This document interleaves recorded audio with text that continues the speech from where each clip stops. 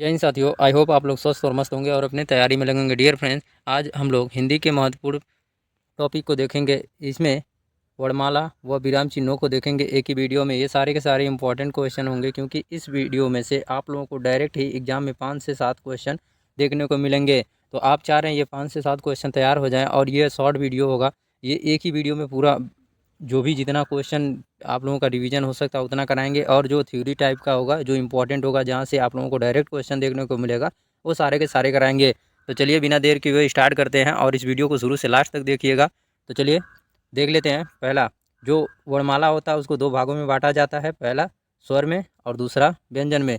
तो जो स्वर होता है 2 प्रकार के होते हैं स्वर, एक ह्रस्व स्वर होता है, एक दीर्घ स्वर होता है। तो ह्रस्व स्वर में देख लेंगे क्या क्या आते हैं। अ, ई, उ, री, ये 4 ह्रस्व स्वर होते हैं। तो याद रखिएगा, अगर आपसे एग्जाम में पूछे ह्रस्व स्वर की संख्या कितनी होती है तो 4 होती है, और ये कौन कौन से होते हैं आप देख सकते हो। उसके बाद दीर्घ स्वर होता है आ, बड़ी ई, उ, ए, ओ, औ, और ये इनकी संख्याएं कितनी होती हैं, 7 होती हैं। बस आप लोगों को ये चीज़ें याद रखनी है और यहीं से क्वेश्चन पूछे जाते हैं। अब चलिए देख लेते हैं व्यंजन। व्यंजन को 5 भागों में मुख्यतः बांटे गए हैं। पहला स्पर्श व्यंजन देख सकते हैं, पहला स्पर्श व्यंजन, दूसरा अंतस्थ व्यंजन, ऊष्म व्यंजन और आगत और संयुक्त व्यंजन। तो ये 5 प्रकार के 5 भागों में मुख्यतः बांटे जाते हैं। तो देख लेते हैं स्पर्श व्यंजन कौन कौन से होते हैं। क वर्ग से प वर्ग तक, जो प वर्ग होता है क वर्ग से प वर्ग तक, तथा ड और ढ भी होते हैं। तो 25 हो जाएंगे आप लोगों के क वर्ग से प वर्ग तक, और ड और ढ मिला के 27 हो जाते हैं। तो 27 को स्पर्श व्यंजन कहते हैं। इनकी संख्याएं 27 हो जाएंगी। तो मोस्ट इंपॉर्टेंट है, याद रखिएगा। अंत और नेक्स्ट देख लेते हैं अंतस्थ व्यंजन क्या होते हैं। तो ये इनकी संख्याएं 4 होती हैं। और कौन कौन से होते हैं, तो ये और वो होते हैं, इंपॉर्टेंट है, याद रखिएगा। उसमें व्यंजन देख लेते हैं।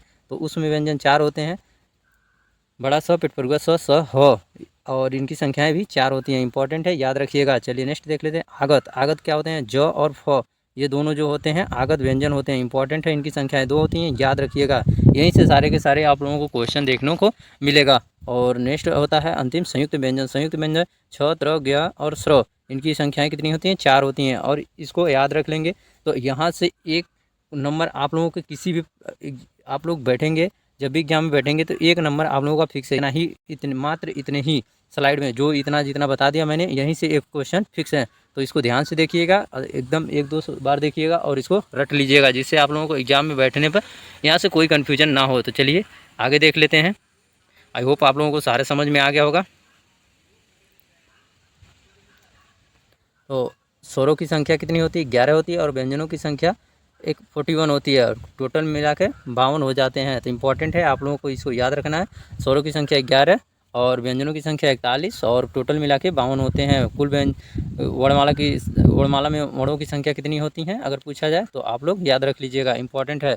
और सबसे मोस्ट इम्पॉर्टेंट है, जो नोट्स के हिसाब से आप देख सकते हैं, इसका ड और ढ उच्छिप्त व्यंजन होते हैं, और ज और फ विदेशी। तो इम्पॉर्टेंट है, इन दोनों को याद रखिएगा। यह उच्छिप्त व्यंजन बार बार पूछा जाता है। उच्छिप्त व्यंजनों की संख्या कितनी होती है, 2 होती है। कौन से होते हैं, ड और ढ होती हैं, इंपॉर्टेंट है, याद रखिएगा। तो इसमें मैं ज़्यादा वो जो इम्पोर्टेंट है आप लोगों के लिए उस वही पढ़ाऊँगा, क्योंकि वीडियो बड़ा हो जाएगा तो आप लोगों के लिए बहुत कम समय बचा है आपके एग्ज़ाम के लिए। तो ये स्वरों का वर्गीकरण व उच्चारण स्थान तो आप लोग देख लीजिएगा, क्योंकि ये इसको थोड़ा सा बता दे रहे हैं जिससे आप लोग कुछ समझ जाओ।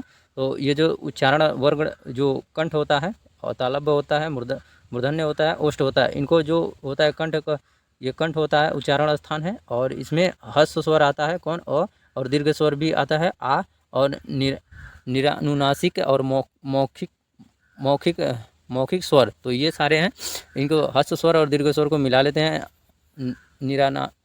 निरानुनासिक या मौखिक स्वर, इन दोनों को मिला, इन दोनों का नाम यही होता है। तो याद रखिएगा।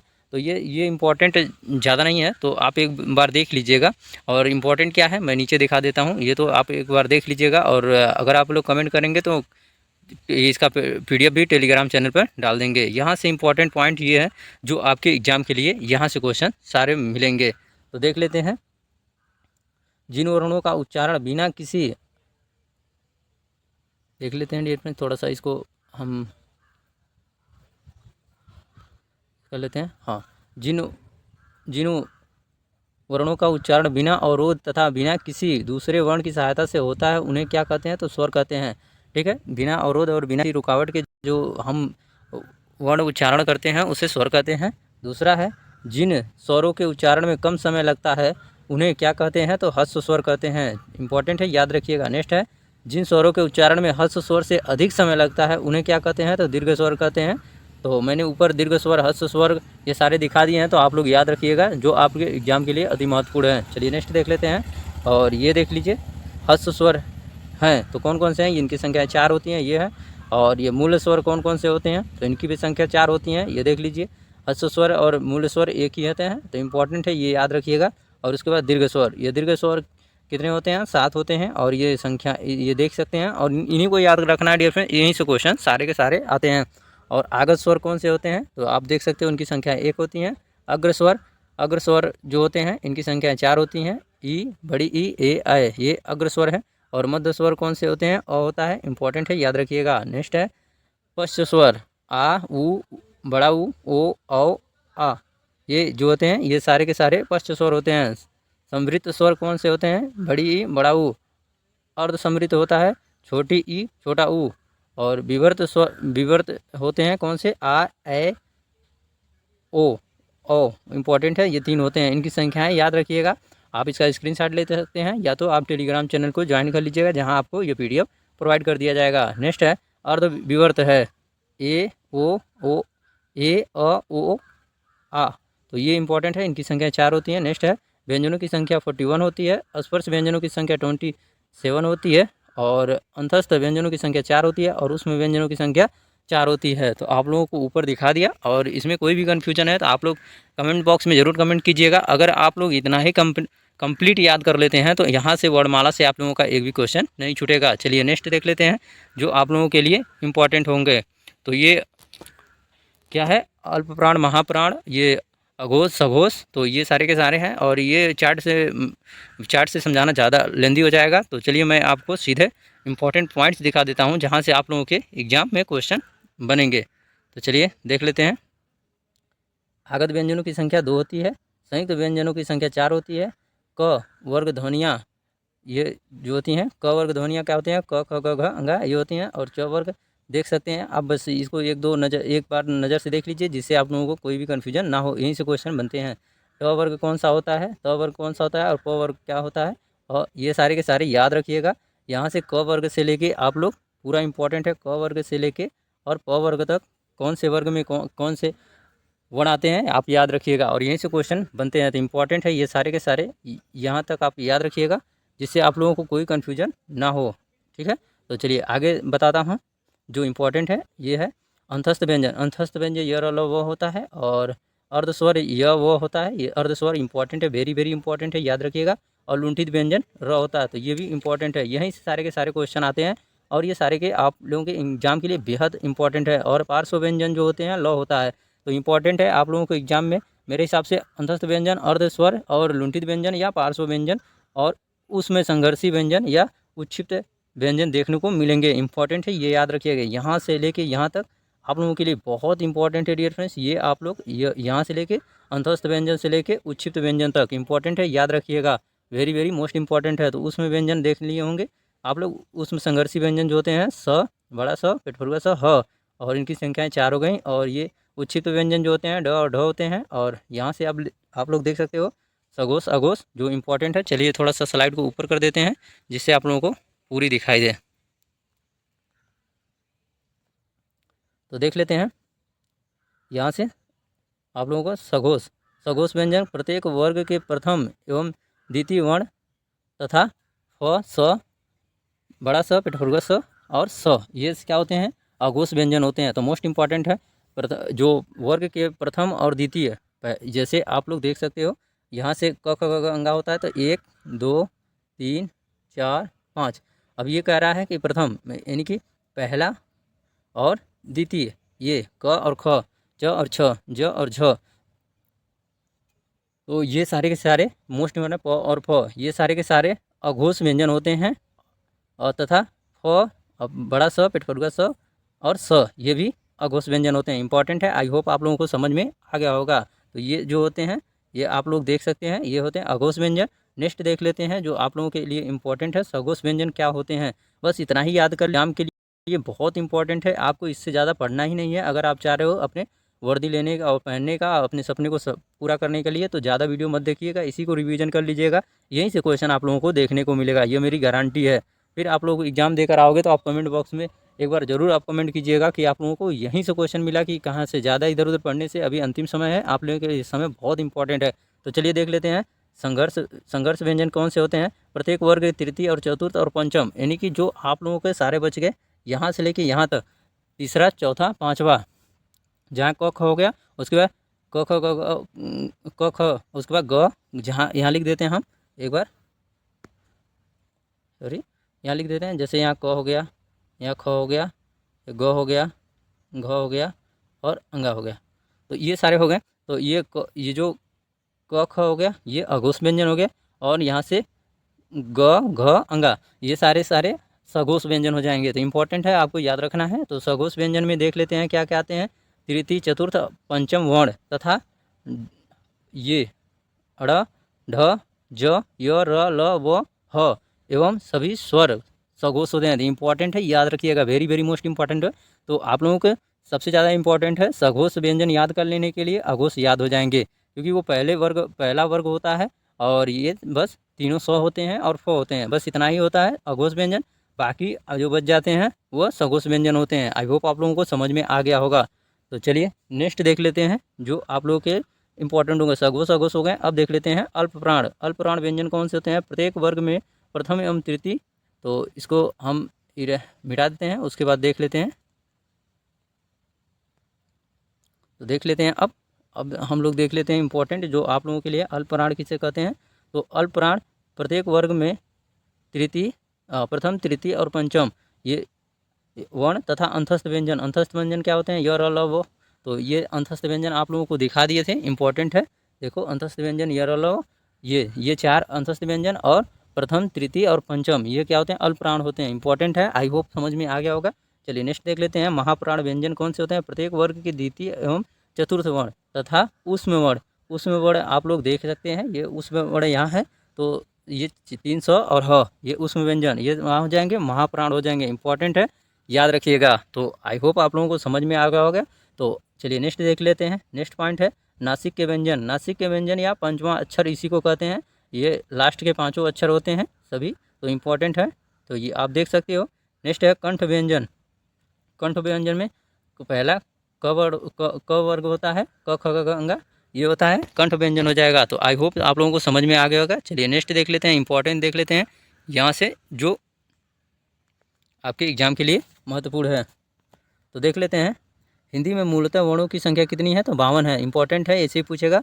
और 6 वर्ण किसके संयोग से बना है, तो क प्लस पेटफुर्गा स के संयोग से बना है। कौन सा वर्ण उच्चारण की दृष्टि से दंत नहीं है, तो ट। इंपॉर्टेंट है, याद रखिएगा। इसी तरह क्वेश्चन बनते हैं, आप देख सकते हो। क वर्ण उच्चारण की दृष्टि से क्या है, तो कंठ है। इंपॉर्टेंट है, याद रखिएगा। नेक्स्ट है वह छोटी से छोटी ध्वनि जिसके टुकड़े नहीं हो सकते उसे क्या कहते हैं, तो इंपॉर्टेंट है, वर्ण कहते हैं। जिसके टुकड़े नहीं हो सकते उसे वर्ण कहते हैं। नेक्स्ट है हिंदी वर्णमाला में स्वरों की कुल संख्या कितनी होती है, 11 होती हैं। नेक्स्ट है कंठ ध्वनियाँ कौन सी हैं, तो इंपॉर्टेंट है, कंठ ध्वनियाँ क वर्ग होता है। नेक्स्ट है ए ऐ वर्ण क्या कहलाते हैं, तो क्या कहलाते हैं, कंठ तालव्य कहलाते हैं। अयोगवाह वर्ण कौन से हैं, तो इंपॉर्टेंट है, अंग और अह अयोगवाह है। इंपॉर्टेंट है, वेरी वेरी मोस्ट इंपॉर्टेंट है, इसको याद रखिएगा।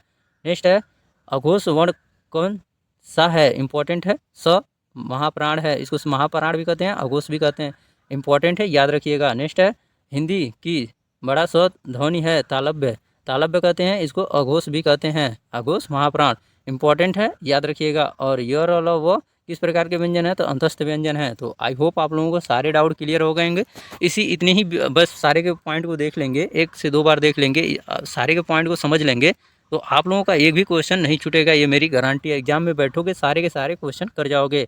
तो नेक्स्ट देख लेते हैं, अभी मैं क्वेश्चन भी करवाऊंगा, इसको करवाने के बाद नेक्स्ट देख लेते हैं तालव्य व्यंजन क्या कौन सा होते हैं। तो आप देख सकते हो च छ ज झ या बड़ा स य ये तालव्य व्यंजन होते हैं। मूर्धन्य व्यंजन कौन से होते हैं, ट ठ ड ढ ड़ और ढ और पेटफुर्गा स। इंपॉर्टेंट है, याद रखिएगा। नेक्स्ट है दंत व्यंजन कौन से होते हैं, तो त वर्ग होते हैं, त थ द ध न। और ओष्ठ व्यंजन कौन से होते हैं, प फ ब ये यहाँ देख सकते हैं आप, प प ब भ म, और ये फ भी होता है। इम्पॉर्टेंट है। दंत व्यंजन कौन सा होता है? वह होता है दंतोष्ठ। दंतोष्ठ व्यंजन वह होता है। और स्वर यंत्रीय व्यंजन कौन होते हैं? ह होते हैं। इंपॉर्टेंट है। यही पॉइंट हैं जो आप लोगों को एग्जाम में देखने को मिलेंगे। ज़्यादा वीडियो बड़ा ना हो इसलिए मैं जल्दी जल्दी पढ़ा रहा हूँ, आप लोगों को समझ में आ जाए। अगर कोई चीज़ नहीं समझ में आता है तो आप लोग कमेंट बॉक्स में कमेंट कर दीजिएगा, और मैं एक बार दिखा देता हूँ, आप स्क्रीनशॉट ले लीजिएगा, रिवीजन करके जाइएगा। ये हाँ हाँ, आप खींच लीजिए। आई होप आप लोग इसका स्क्रीनशॉट ले लिए होंगे। हाँ, नीचे वाला भी। हाँ, तो चलिए आगे देख लेते हैं। आप लोग स्क्रीनशॉट ले लिए होंगे। वर्णमाला से आप लोगों को बस उतना ही पढ़ना है, उतना ही में सारे के सारे क्वेश्चन आ जाएंगे, यह मेरी गारंटी है। तो आप लोगों को यह वीडियो कैसा लगा तो आप लोग कमेंट बॉक्स में कमेंट कीजिएगा। चैनल पर नए हो तो चैनल को सब्सक्राइब कर लीजिएगा। तो चलिए देख लेते हैं नेक्स्ट पॉइंट जो आप लोगों के एग्जाम के लिए अति महत्वपूर्ण होंगे। चलिए तो अभी देख लेते हैं विराम चिन्ह। विराम चिन्ह क्या होते हैं? तो विराम का अर्थ ठहराव या रुकना होता है। आपसे पूछ लेगा विराम चिन्ह का अर्थ क्या होता है, क्वेश्चन इसी तरह पूछ लेगा, तो उसमें रहेगा ठहराव। तो इस तरह के आप लोग वहाँ ऑप्शन देख लेना, ठहराव मतलब रुकना। तो ये सारे यहाँ ऑप्शन में रहेंगे तो ये सही हो जाएंगे। जिस तरह हम काम करते समय बीच बीच में रुकते हैं और आगे बढ़ते हैं, वैसे ही लेखन में भी विराम की आवश्यकता होती है। अतः पाठक के मनोविज्ञान को ध्यान में रखते हुए भाषा में विरामों का उपयोग आवश्यक है। श्री कामता प्रसाद गुरु जी ने विराम चिन्हों को अंग्रेजी से लिया हुआ मानते हैं। इम्पोर्टेंट है। श्री कामता प्रसाद जी ने ये चिन्हों को अंग्रेजी से लिया हुआ मानते हैं। इम्पोर्टेंट है, इसको याद रखिएगा। वे पूर्ण विराम को छोड़कर शेष सभी विराम चिन्हों को अंग्रेजी से संबंधित मानते हैं। तो चलिए देख लेते हैं कौन कौन से ऐसे चिन्ह हैं जो अंग्रेजी से हैं और कितने चिन्ह हैं। यही से क्वेश्चन आता है, बाकी कोई क्वेश्चन नहीं आता है। तो इम्पोर्टेंट है, बस इतना ही आप याद कर लेंगे तो सारे क्वेश्चन आपसे बन जाएंगे। तो देख लेते हैं। श्री कामता प्रसाद गुरु जी ने विराम चिन्हों की संख्या 20 बताई है। तो इम्पोर्टेंट है, सीधे एक क्वेश्चन बन जाएगा कि श्री कामता प्रसाद गुरु जी के अनुसार विराम चिन्हों की संख्या कितनी बताई गई है? तो 20 बताई गई है। चलिए देख लेते हैं पहला, और ये सारे के सारे इंपॉर्टेंट है, याद रखिएगा। पहला है अल्प विराम, जिसको कामा, ये कामा है, इसी को अल्प विराम कहते हैं। एक कामा ऐसे हो जाएगा, सॉरी मैं दिखा देता हूँ, ऐसे यहाँ कामा कर देंगे, ये अल्प विराम हो जाएगा। उसके बाद है आपका अर्ध विराम, तो एक बूंदी और एक कामा, ये अल्प विराम हो जाए, अर्ध विराम हो जाएगा, सॉरी अर्ध विराम। और पूर्ण विराम एक खड़ी पाई हो जाएगा। प्रश्नवाचक चिन्ह जो इंटरगेटिव सेंटेंस होते हैं, जहाँ क्या से शुरू होता है, प्रश्न चिन्ह हो जाएगा। आश्चर्यजनक, तो आश्चर्यजनक चिन्ह एक पाई करके नीचे एक बूंदी कर देंगे, या बीच में आदि चिन्ह कहते हैं। इंपॉर्टेंट है, याद रखिएगा। चलिए नेक्स्ट देख लेते हैं। निर्देशक चिन्ह, जिसे डैश कहते हैं, संयोजक चिन्ह भी कहते हैं, असामयिक चिन्ह भी कहते हैं। इंपॉर्टेंट है, तीनों ही नाम एक ही है। तो नेक्स्ट देख लेते हैं कोष्टक। कोष्टक या छोटा कोष्टक, बड़ा कोष्टक, मंझला कोष्टक, आप देख सकते हैं। और नेक्स्ट है 8वां अवतरण चिन्ह। अवतरण चिन्ह देख लेंगे, या उदाहरण चिन्ह इसको बोलते हैं। नेक्स्ट है 9वां नंबर उपविराम या अपूर्ण विराम, ये देख लेंगे। इसे श्री गुरु विसर्ग के समक्ष बताकर मान्यता देने की भी बात करते हैं। तो इम्पॉर्टेंट है, ये क्वेश्चन आपको देखने को मिलेंगे। चलिए नेक्स्ट देख लेते हैं विवरण चिन्ह। विवरण चिन्ह ये हो गए, जैसे हम कोई चीज़ लिखते हैं उसके बाद अच्छे से हेडिंग डाल के अच्छे से लिखते हैं, तो वो चीज़ें होती हैं। तो आप देख सकते हो, आप अपनी डेली लाइफ में जो यूज करते हो उसी को देख के कंपेयर कीजिए, जिससे आप लोगों को याद करने में आसानी हो। तो विवरण चिन्ह हम लोग देख लिए। नेक्स्ट देख लेते हैं पुनरुक्ति सूचक चिन्ह। इंपॉर्टेंट है, पुनरुक्ति सूचक चिन्ह इंपॉर्टेंट है। नेक्स्ट देखते हैं लाघव चिन्ह, जीरो जैसा है, लाघव चिन्ह हो गया। लोप चिन्ह, लोप चिन्ह डॉट डॉट करके या प्लस प्लस करके, ये लोप चिन्ह होता है। नेक्स्ट है पाद चिन्ह, पाद चिन्ह माइनस जैसा होता है। दीर्घ चिन्ह, दीर्घ उच्चारण चिन्ह, जिसको हम गुरु लघु जैसे कहते हैं ना, आप लोग वहाँ मैं पढ़ाऊँगा आगे, तो ऐसे यस लगते हैं तो गुरु कहते हैं, और इसको खड़ी पाई को लघु कहते हैं। तो इंपॉर्टेंट है, वहाँ से आप लोगों को यह होता है गुरु यानी कि दीर्घ उच्चारण चिन्ह। इंपॉर्टेंट है, याद रखिएगा। नेक्स्ट है जो भाग का चिन्ह होता है उसे पाद बिंदु कहते हैं। नेक्स्ट है हंसपद, हंसपद, हंसपद आप देख सकते हो ऐसे करके है, तो इंपॉर्टेंट है, इसको याद रखिएगा। और नेक्स्ट है टीका सूचक चिन्ह, तो ये टीका सूचक चिन्ह है। चलिए नेक्स्ट देख लेते हैं, ये 18 हो गए। ऊपर देख लेते हैं जो इंपॉर्टेंट और बचे हैं। 19वां देख लेते हैं तुल्य सूचक चिन्ह, जो बराबर होता है। हम किसी चीज़ को लिखते हैं, बराबर भागों में बांट देते हैं ना, तो ये तुल्य सूचक चिन्ह हो गया। नेक्स्ट है 20वां नंबर समाप्ति सूचक चिन्ह, तो समाप्ति सूचक चिन्ह होता है। इंपॉर्टेंट है, आप देख सकते हो। अगर एक माइनस लगा के जीरो लगा के ऐसे कर दिए समाप्ति सूचक चिन्ह हो गया, या फिर ऐसे ऐसे ऐसे कर दिए तो ये समाप्ति सूचक चिन्ह का चिन्ह है। इंपॉर्टेंट है, समाप्ति सूचक चिन्ह ऐसे लगाए जाते हैं। तो चलिए नेक्स्ट देख लेते हैं, और इम्पॉर्टेंट प्रश्न जो आपके एग्जाम में पूछे जा सकते हैं उस पॉइंट को देख लेते हैं, जिससे आप लोगों को एग्जाम में किस तरह के क्वेश्चन आएंगे ये समझ में आ जाए। तो देख लेते हैं विराम का अर्थ क्या होता है? ठहराव या रुकना। इसी तरह का क्वेश्चन पूछेगा। नेक्स्ट है, श्री कामता प्रसाद गुरु के अनुसार विराम चिन्हों की संख्या कितनी है? 20 है। इंपॉर्टेंट है। इसी तरह का क्वेश्चन आपको देखने को मिलेगा। इतना ही बस याद कर लेंगे, आप लोगों का सारा क्वेश्चन बनेगा। इंपॉर्टेंट है। चलिए नेक्स्ट देख लेते हैं। अल्प विराम का चिन्ह है, ऐसे होता है। अर्ध विराम चिन्ह ऐसे होता है। हंस पद किस विराम का एक और नाम है? त्रुटि विराम। इंपॉर्टेंट है। हंस पद जो होता है ना, उसको त्रुटि विराम भी कहते हैं। इंपॉर्टेंट है, याद रखिएगा, ये इंपॉर्टेंट है। नेक्स्ट देख लेते हैं।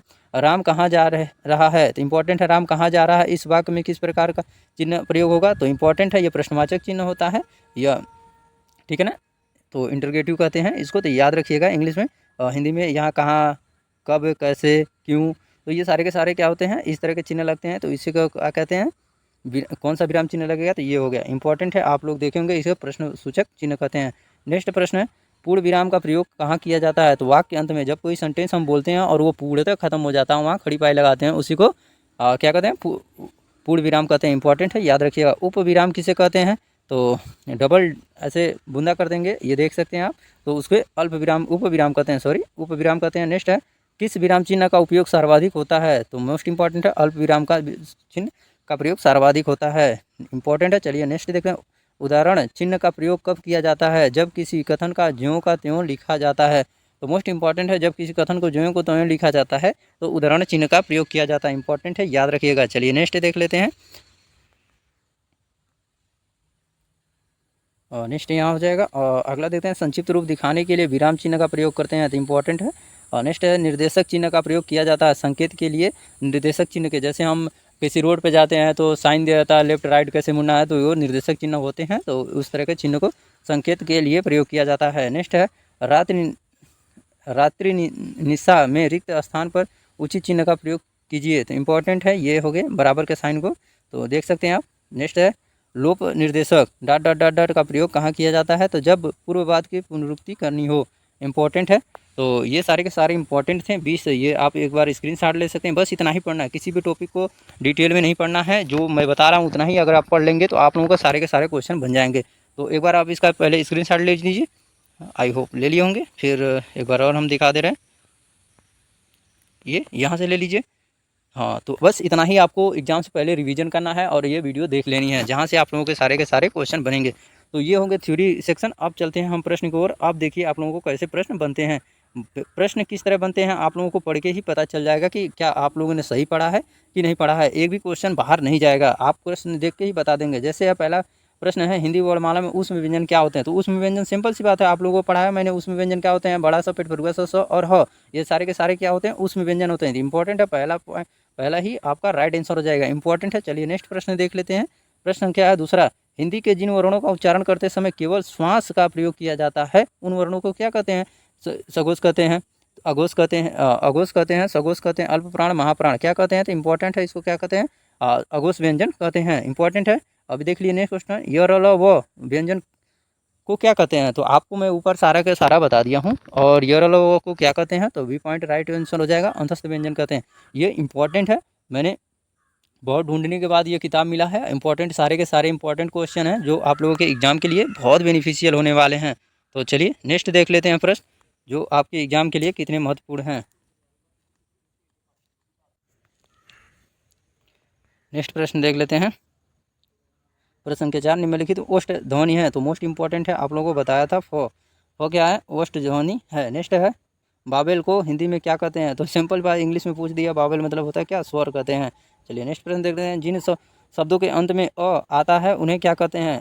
अ जिसमें आता है उसको क्या कहते हैं? आकारांत कहते हैं। इंपॉर्टेंट है, वेरी वेरी मोस्ट इंपॉर्टेंट है। जिस शब्दों के अंत में अ आता है उसके आक्रांत कहते हैं। इंपॉर्टेंट है, याद रखिएगा। सारे के साथ प्रश्न एक किसी न किसी एग्जाम में इसी तरह के प्रश्न बनते हैं और पूछे जाते हैं, आप देख सकते हो। नेक्स्ट है, कौन स्वर नहीं है? तो इन चारों में से कौन स्वर नहीं है? तो देख लो, ब क्या व्यंजन है, स्वर नहीं है, बाकी सारे स्वर हैं। तो चलिए ऊपर कर देते हैं। नेक्स्ट प्रश्न देख लेते हैं।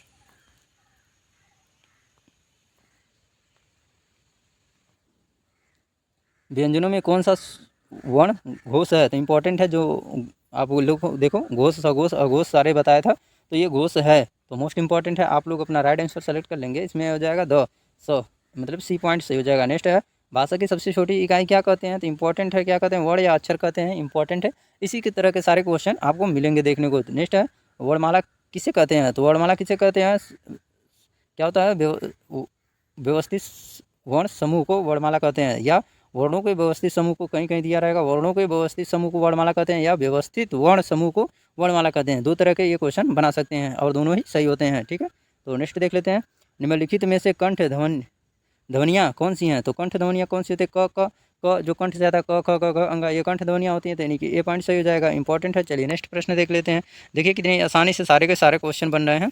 तो इसी तरह के क्वेश्चन आप लोगों से पूछे जाएंगे और सारे के क्वेश्चन इतना ही आसानी से आप लोगों से लगेंगे। नेक्स्ट प्रश्न देख लेते हैं। निम्नलिखित में से उच्चारण स्थान के आधार पर मूर्धन्य व्यंजन है। मूर्धन्य व्यंजन कौन से हैं? तो ड और ढ हो जाएंगे। नेक्स्ट है, निम्नलिखित में से अल्पप्राण कौन सा है? तो पढ़ा रखे हैं। अल्पप्राण क्या होते हैं?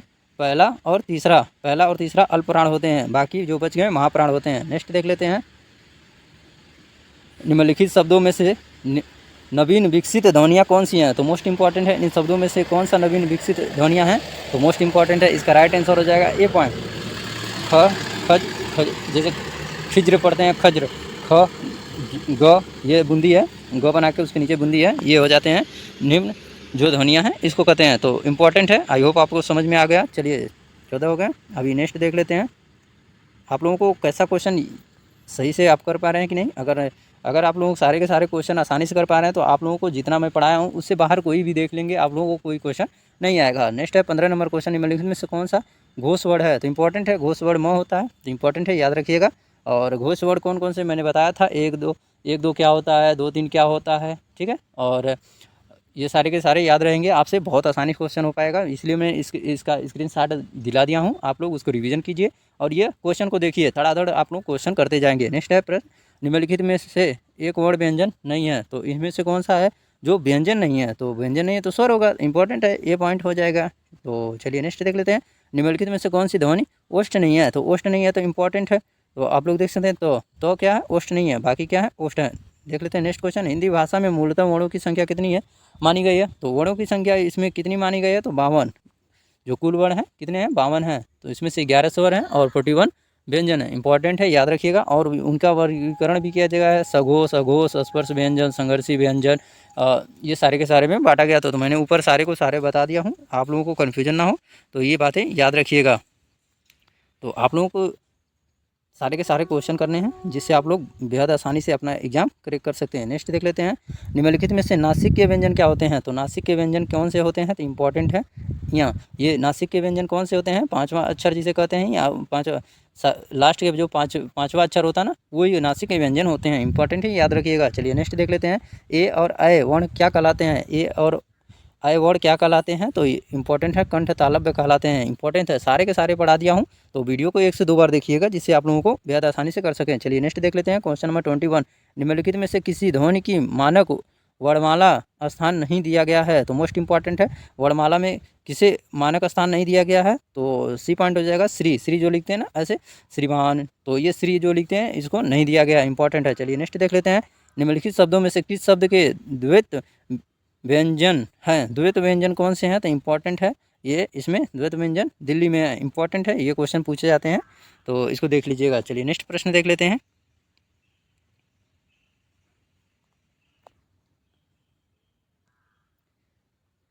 प्रश्न संख्या 23, बड़ा स, पेटपुरुषा स और ह कौन से व्यंजन है? तो इंपॉर्टेंट है, आप लोगों को बता रखा हूँ, ये उसमें संघर्षी व्यंजन है, इनकी संख्याएं 4 होती हैं। नेक्स्ट देख लेते हैं। छ ध्वनि किस स्वर के अंतर्गत आते हैं? छ जो होते हैं किस स्वर के, किस ध्वनि छ ध्वनि किस स्वर के अंतर्गत आते हैं? तो ये आते हैं संयुक्त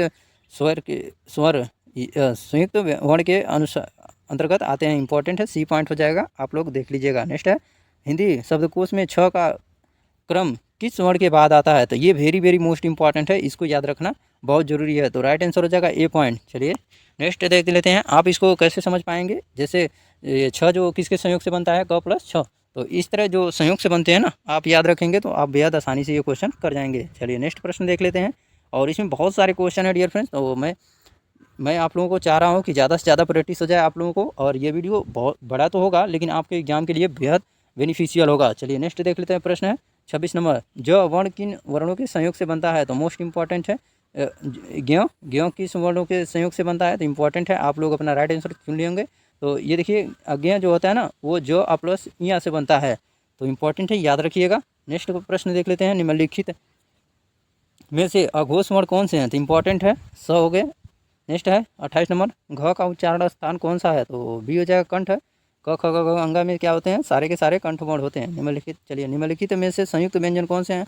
तो संयुक्त व्यंजन मैंने बताया था आपको 4 होते हैं, ठीक है। तो ये हो गए ज्यों।